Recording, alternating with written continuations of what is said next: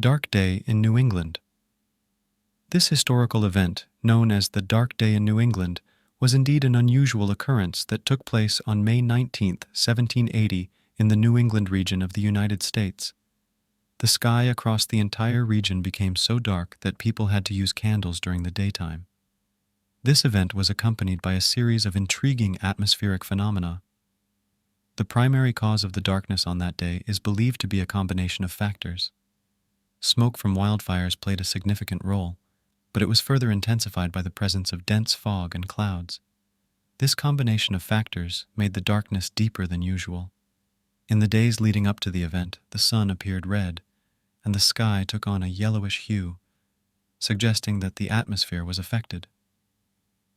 During the period of darkness, ash began to appear in rivers and in rainwater, raising suspicions of smoke being present in the atmosphere.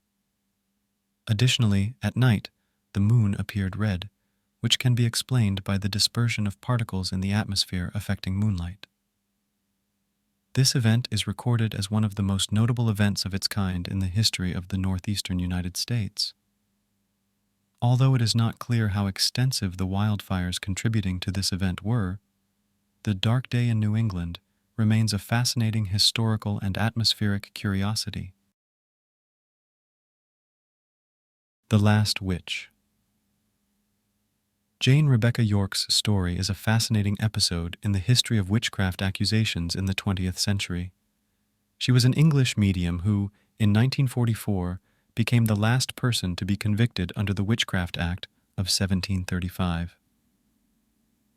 The events surrounding her arrest and trial are as follows. During World War II, in 1944, Jane Rebecca York claimed to be a medium and publicly made statements related to exploiting wartime fears. She held seances and made extraordinary claims during these sessions. Intriguingly, undercover police officers were assigned to attend York's seances and pose as participants.